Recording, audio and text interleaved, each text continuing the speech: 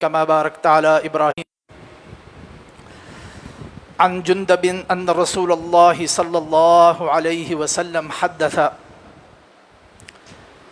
أن رجلا قال والله لا يغفر الله لفلان وإن الله قال من ذا الذي يتألى علي أن لا أغفر لفلان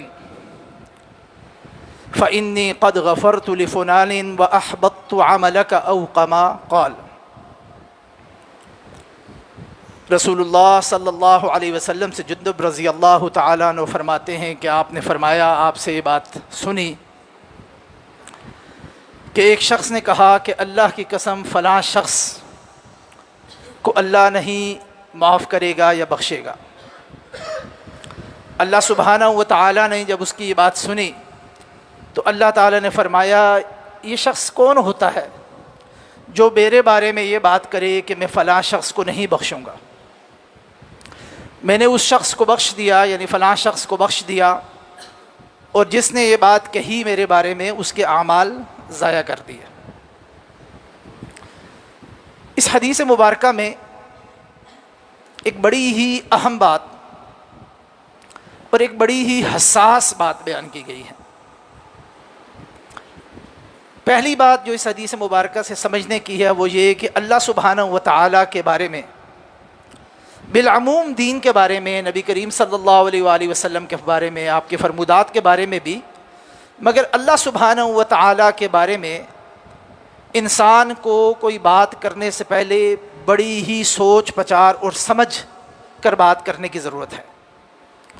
جو من میں آیا، حالات کو دیکھا، واقعات کو دیکھا، یا رد عمل میں بسا اوقات اپنے انسانی تجربے کی بنیاد پر انسان جلدی میں کوئی ایسا کمنٹ کر دیتا ہے، کوئی ایسی بات منہ سے نکال دیتا ہے جو بڑی خطرناک ہوتی ہے۔ اس لیے اللہ سبحانہ و تعالیٰ کے حوالے سے رائے دیتے ہوئے، جو ہم رائے زنی کرتے ہیں نا، چونکہ ہم میں سے ہر شخص آج کل صاحب اور رائے ہو گیا ہے۔ پہلے ایک زمانہ تھا کہ لوگ دین کے معاملے میں، اللہ سبحانہ و تعالیٰ کے معاملے میں، آپ صلی اللہ علیہ وسلم کے فرمودات کے بارے میں گفتگو کرتے ہوئے تھوڑا بہت علم ہونے کے باوجود بڑے محتاط رہتے تھے، گفتگو نہیں کیا کرتے تھے۔ مگر کچھ میڈیا کی چال چلن، کچھ ہم نے جو نام نہاد تعلیم عام کر دی ہے، اور پھر ہر شخص کو ہم نے جب اس کا عقیدہ ٹھیک کرنے کی کوشش کی، اس کو یہ بتانے کی کوشش کی کہ آپ قرآن و سنت سے براہ راست استفادہ کر سکتے ہیں، آپ کو جو ہے درمیان کے واسطوں کی ضرورت نہیں ہے، جو بات ساری اپنی جگہ درست ہے، مگر اس کا غلط مطلب کچھ لوگوں نے اخذ کر لیا۔ وہ یہ کہ دین کے ہر معاملے میں، چاہے وہ پیچیدہ بات ہو، دقیق بات ہو، بس اپنی رائے کا اظہار کر دینا۔ مسجدوں میں ہم نے عام طور پر دیکھا ہے، علماء آتے ہیں تو لوگ جو ہے بعض اوقات جب نیا کوئی عالم آئے نا درس دینے کے لیے یا جمعہ پڑھانے کے لیے، تو بعد میں لوگ جمع ہو جاتے ہیں اور کوئی سوال کرتے ہیں۔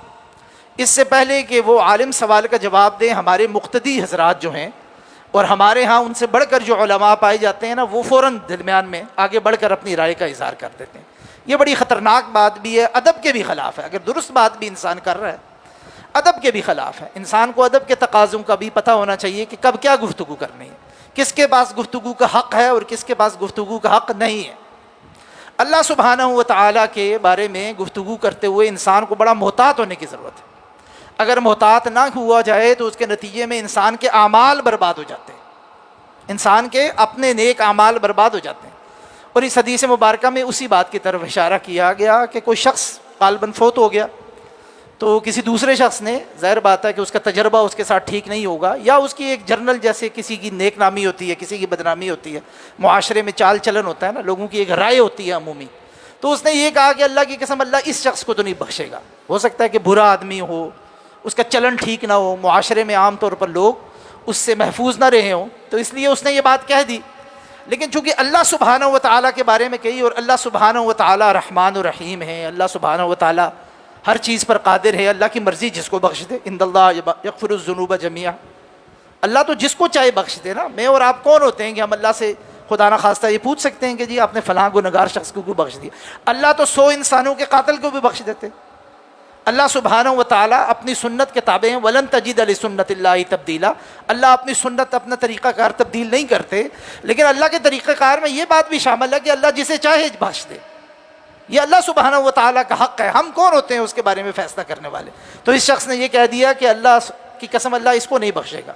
اللہ سبحانہ و تعالیٰ کو یہ بات سن کر اتنا غضب آیا، اتنا غصہ آیا کہ اللہ سبحانہ و تعالیٰ نے کہا کہ یہ شخص ہے کون جو میرے بارے میں یہ کہہ رہا ہے کہ میں فلاں شخص کو نہیں بخشوں گا؟ یہ تو میرا حق ہے، اس کسی اور شخص کا حق تو نہیں ہے۔ اور پھر آگے اللہ سبحانہ نے فرمایا میں نے اس شخص کو بخش دیا، اور جو یہ فتوے بانٹتا پھر رہا ہے نا اور رائے دے رہا ہے کہ جی میں نہیں بخشوں گا، اس کے اعمال اللہ سبحانہ و تعالیٰ نے ضائع کر دیے۔ تو یہ بڑی کوئی معمولی بات نہیں ہے، یہ بڑی حساس بات ہے۔ ہمارے یہاں بھی نا عام چیلنج یہ ہے کہ ہم مثال کے طور پر لوگوں کے بارے میں نا اگر یہ بخشا گیا نا تو پھر سارے ہی بخشے جائیں گے۔ اس کا کیا مطلب ہے؟ اس کا مطلب بھی تو یہی ہے نا، اسلوب صرف مختلف ہے۔ ہم کہتے ہیں لوگوں کے بارے میں، زندوں کے بارے میں بھی کہتے ہیں، مردوں کے بارے میں بھی کہہ دیتے ہیں۔ اور جو ایسے مردے ہو نا جو ذرا زیادہ، مثال کے طور پہ ہمارے یہاں بعض اوقات سیاسی لیڈر مر جاتے ہیں اور ہمارا بڑا سخت اختلاف ہوتا ہے، تو کہتے ہیں جی فلاں پاکستان کے بھی، پاکستان سے باہر بھی، تو ہم ان کی برائی کو اجاگر کرنے کے لیے، اپنی نفرت کے اظہار کے لیے اس طرح کی پیرائے استعمال کرتے ہیں، اور جی اگر یہ بخشا گیا نا پھر تو سارے ہی بخشے جائیں گے۔ اگر غور کریں تو یہ بھی بڑی ہی خطرناک سٹیٹمنٹ ہے۔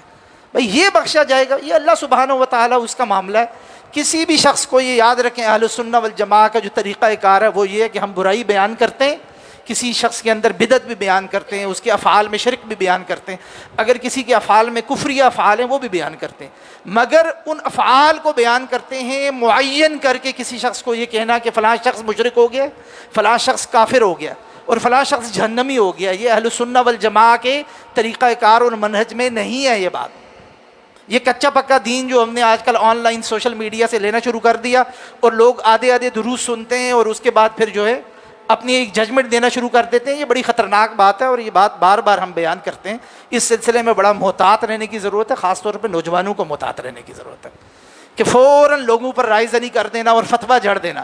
یہ کسی عالم سے سننا کہ فلاں کام شرکی ہے، فلاں کام بدعت ہے، فلاں کام کفری ہے، اس کی بنیاد پر کچے علم پہ یہ سمجھ لینا کہ کرنے والا بھی کافر ہو گیا ہے، یہ بالکل دو مختلف باتیں۔ کفریہ افعال فعل کرنا اور کفریہ فعل کرنے سے کسی شخص کا معین کر کے طے کر کے کہہ دینا کہ فلاں شخص کافر ہے، فلاں مشرک ہے، یہ بالکل دو مختلف باتیں، بالکل دو مختلف باتیں۔ کسی معین شخص یا گروہ کو کافر قرار دینے کی گنجائش شریعت اسلامی میں موجود ہے، مگر اس کا بڑا طریقہ کار ہے، وہ بڑے مستحکم علم والے، رسوخ علم والے علماء کا کام ہے۔ جیسے ہمارے یہاں قادیانیوں کا ٹولہ ہے، علماء نے بڑے مطالعے کے بعد، بڑی تحقیق کے بعد، اتمام حجت کرنے کے بعد، اس بات کو پوری طرح چھان پٹک کرنے کے بعد کہ کہیں اسی غلط فہمی کا شکار تو نہیں ہوگی، کوئی تعویل ان کے پاس تو موجود نہیں ہے، بڑے تفصیلات کے بعد پھر اس بات کا فیصلہ کیا کہ بحیثیت مجموع یہ پورا گروہ جو ہے یہ غیر مسلم ہو گیا اور مسلم امہ سے نکل گیا ہے۔ باقیوں کے بارے میں اس انداز میں، کسی شخص کے بارے میں، کسی گروہ کے بارے میں ایک جھٹکے سے یہ بات کہہ دینا، یہ اس حدیث مبارکہ کی روح سے بھی ہمیں پتہ چلتا ہے کہ یہ بڑی خطرناک بات ہے۔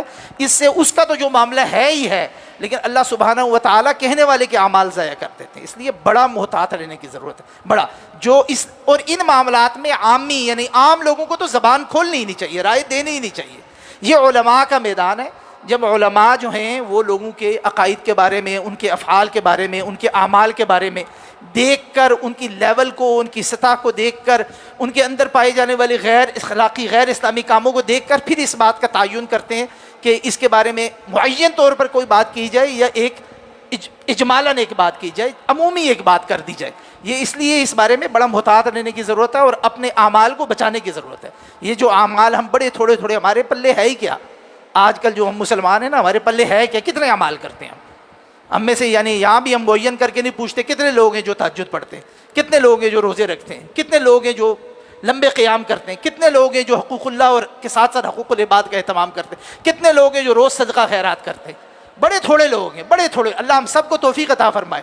یعنی اتنے تھوڑے سے، اتنے ٹوٹے پوٹے اعمال کے ساتھ اگر ہم اس قسم کی غیر محتاط گفتگو کریں گے تو نتیجہ کیا نکلے گا؟ خدا نخواستہ یہ اعمال بھی ضائع ہو جائیں گے۔ اس لیے انسان کو عمل کرنے کے بعد اس کی بچت، اس عمل کو بچانے کی کوشش بھی کرنی چاہیے۔ غیر محتاط گفتگو سے، لوگوں کے بارے میں بلا وجہ ججمنٹس دینے سے، اس کے نتیجے میں انسان کے اپنے اعمال ضائع ہوتے ہیں۔ اللہ سبحانہ و تعالیٰ سے دعا ہے کہ وہ ان احادیث پر سمجھ کر عمل کرنے کی توفیق عطا فرمائے۔ سبحانک اللہم و بحمدک، اشہد ان لا الہ الا انت، استغفرک و اتوب الیک۔